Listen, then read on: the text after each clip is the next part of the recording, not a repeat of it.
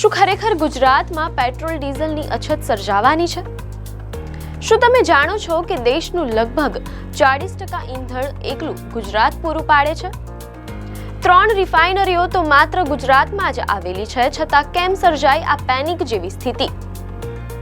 જાણો ગુજરાતનું oil infrastructure કેટલું મજબૂત છે.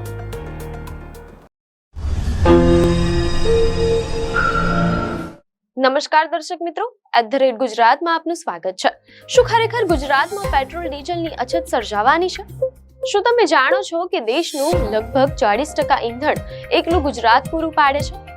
3 રિફાઇનરીઓ તો માત્ર ગુજરાતમાં જ આવેલી છે, છતાં કેમ સર્જાઈ આ પેનિક જેવી સ્થિતિ? જાણો ગુજરાતનું ઓઇલ ઇન્ફ્રાસ્ટ્રક્ચર કેટલું મજબૂત છે. ગુજરાતના મોટા શહેરોમાં પેટ્રોલ પંપો પર લાંબી કતારો જોવા મળી હતી. ઈરાન અને ઇઝરાયલ વચ્ચેના યુદ્ધને કારણે હોર્મુઝની સામુદ્રધુનીમાં સર્જાયેલા અવરોધે સામાન્ય જનતામાં ફાળ પાડી છે કે શું પેટ્રોલ ડીઝલ ખૂટી જશે? અફવાઓના બજાર ગરમ છે, પણ શું તમે જાણો છો કે ભારતની કુલ રિફાઇનિંગ ક્ષમતાનો લગભગ 40% હિસ્સો ગુજરાત સંભાળે છે? આજે આપણે સમજીશું કે ગુજરાતમાં ઓઇલ ઇન્ફ્રાસ્ટ્રક્ચર કેટલું મજબૂત છે, પેટ્રોલ પંપ સુધી ઈંધણ કેવી રીતે પહોંચે છે અને કેમ તમારે પેનિક બાઇંગ કરવાની જરૂર નથી. અહેવાલની શરૂઆત કરીએ આંતરરાષ્ટ્રીય સ્તરથી. 28 ફેબ્રુઆરીએ અમેરિકા અને ઇઝરાયેલે ઈરાન પર હુમલો કરતા જે યુદ્ધ ફાટી નીકળ્યું છે, તેણે પાર્શિયન ગલ્ફના પ્રવેશ દ્વાર સમાન હોર્મુઝની સામુદ્રધુનીને જોખમમાં મૂકી છે. ભારત પોતાની ક્રૂડ ઓઇલની જરૂરિયાતનો કેટલોક હિસ્સો વિદેશથી આયાત કરે છે, જેમાંથી અડધો જથ્થો આ માર્ગે ખાડી દેશોમાંથી આવે છે. યુદ્ધને કારણે જહાજોની અવરજવર પર અસર પડી છે, જેનો સીધો અર્થ એ થયો કે કાચું તેલ આવવામાં થોડો વિલંબ થઈ રહ્યો છે, તેમ અહેવાલોમાં જાણવા મળેલ છે. આ વિલંબને લોકોએ તંગી માની લીધી, જેના કારણે ગુજરાતના કેટલાક વિસ્તારોમાં લોકોએ પેનિક બાઇંગ શરૂ કરી દીધું હતું. અહેવાલો મુજબ ગુજરાતના રાજકોટ સહિતના વિસ્તારોમાં જ્યારે પેટ્રોલ પંપો પર લાઈનો લાગી ત્યારે સરકારે સ્પષ્ટ કર્યું કે ઈંધણની કોઈ તંગી નથી. મીડિયા અહેવાલોમાં જાણવા મળેલ છે કે રાજકોટમાં પેટ્રોલિયમ ડીલર એસોસિએશનના પ્રમુખ ગોપાલ ચુડાસમા સામે એસેન્શિયલ કોમોડિટીઝ એક્ટ એસ્મા અને BNSની કલમ હેઠળ ગુનો નોંધવામાં આવ્યો. આરોપ છે કે તેમણે ખોટી માહિતી ફેલાવી, જેનાથી જાહેર શાંતિનો ભંગ થયો. જ્યારે ઉપમુખ્યમંત્રી હર્ષ સંઘવીએ પણ ચેતવણી આપી છે કે વોટ્સએપ કે સોશિયલ મીડિયાની અફવાઓ પર વિશ્વાસ ન કરવો. આ પ્રકારની અફવા ફેલાવનારને સજા પણ થઈ શકે છે, જે દર્શાવે છે કે સરકાર આ મુદ્દે કેટલી ગંભીર છે. મીડિયા અહેવાલો અનુસાર વડાપ્રધાન નરેન્દ્ર મોદીએ લોકસભામાં સ્વીકાર્યું છે કે આ યુદ્ધને કારણે આગામી ઉનાળો કપરો રહી શકે છે.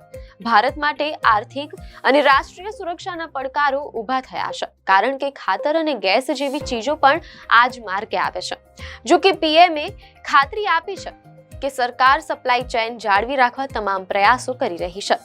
મીડિયા અહેવાલોમાં જાણવા મળેલ છે કે આર્થિક બાબતોના નિષ્ણાંત અને ભૂતપૂર્વ સરકારી સલાહકારના મતે હોર્મુઝની સામુદ્રધુનીમાં સ્થિતિ બદલાતા જહાજો આવવામાં થોડો વિલંબ જરૂર થઈ રહ્યો છે, પણ સપ્લાય બંધ થયો નથી. પેનિક બાઇંગ કરીને લોકો માત્ર પોતાનો સમય જ બગાડી રહ્યા છે, કારણ કે વાસ્તવમાં દેશમાં ઈંધણનો પૂરતો જથ્થો ઉપલબ્ધ છે. તેમણે વધુમાં ઉમેર્યું કે ગુજરાતનું ઓઇલ ઇન્ફ્રાસ્ટ્રક્ચર અત્યંત મજબૂત છે. ભારતની કુલ 23 રિફાઇનરીઓમાંથી 3 મુખ્ય રિફાઇનરીઓ તો માત્ર ગુજરાતમાં જ આવેલી છે, તેથી પુરવઠો જળવાઈ રહેશે.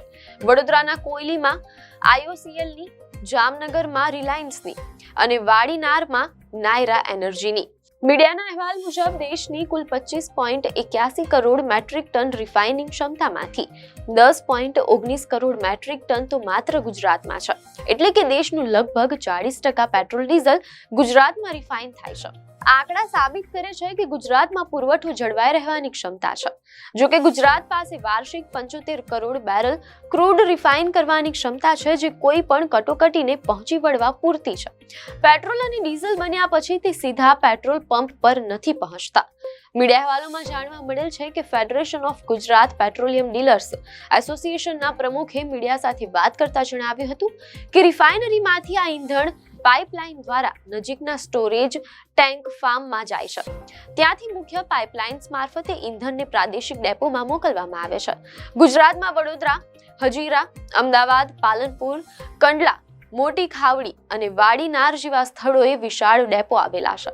આ ડેપો એક રીતે ઈંધણના સંગ્રહ સ્થાન તરીકે કામ કરે છે, જ્યાંથી વિતરણની પ્રક્રિયા શરૂ થાય છે. ડેપોમાંથી પેટ્રોલ પંપ સુધીનો પ્રવાસ રોડ માર્ગે ટ્રક ટેન્કરો દ્વારા થાય છે. ગુજરાતમાં અંદાજે 6000 પેટ્રોલ પંપો છે. ઇન્ડિયન ઓઇલ, IOCL જેવી સરકારી કંપનીઓ ઘણીવાર સાટાપાટા પદ્ધતિથી કામ કરે છે, એટલે કે તે HPCL અને BPCL ના પંપોને પણ ઈંધણ પૂરું પાડે છે. ખાનગી કંપનીઓ જેમ કે રિલાયન્સ અને નાયરા મોટે ભાગે પોતાના પંપો પર પોતાની રિફાઇનરીનું જ તેલ વેચે છે. ગુજરાતમાં લગભગ 80% પંપ માલિકો પાસે પોતાના ટેન્કરો છે. જો પેટ્રોલની તંગી નથી તો ક્યાંક કેમ પંપો ખાલી જોવા મળ્યા?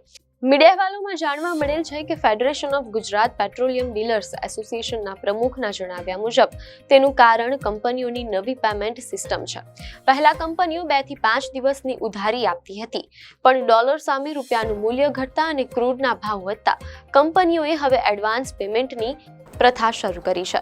જે પંપો પાસે પોતાના ટેન્કર નથી અને જેઓ આ નવી રોકડ વ્યવસ્થા સાથે તાલમેલ બેસાડવા મથામણ કરી રહ્યા છે, ત્યાં જથ્થો પહોંચવામાં થોડો સમય લાગે છે. હાલમાં શહેરો અને નેશનલ હાઈવે પર આવેલા પેટ્રોલ પંપો પર અસર ઓછી છે, કારણ કે ત્યાં સ્ટોરેજ ક્ષમતા વધુ હોય છે. પરંતુ અંતરિયાળ ગ્રામીણ વિસ્તારોમાં આવેલા નાના પંપો, જેઓ ઓઇલ કંપનીઓના ટેન્કર પર નિર્ભર છે, ત્યાં થોડી મુશ્કેલી પડી રહી છે. લોકોમાં ફેલાયેલી અફવાને કારણે માંગ અચાનક વધી ગઈ છે, જેનાથી વિતરણ વ્યવસ્થા પર દબાણ આવ્યું છે. જો કે ગુજરાતનું ઓઇલ ઇન્ફ્રાસ્ટ્રક્ચર અત્યંત મજબૂત છે. આપણી પાસે પૂરતી રિફાઇનિંગ ક્ષમતા અને વિતરણ નેટવર્ક છે. યુદ્ધને કારણે આંતરરાષ્ટ્રીય સ્તરે પડકારો જરૂર છે, પણ તેનો અર્થ એ નથી કે દેશમાં ઈંધણ ખૂટી જશે. પેનિક બાઇંગ કરીને આપણે જ સમસ્યા ઊભી કરી રહ્યા છીએ. સરકારી ખાતરી પર વિશ્વાસ રાખો અને અફવાઓથી દૂર રહો. આપને માહિતી સારી લાગી હોય તો વિડીયોને લાઈક અને શેર કરજો. ચેનલને સબસ્ક્રાઇબ કરજો.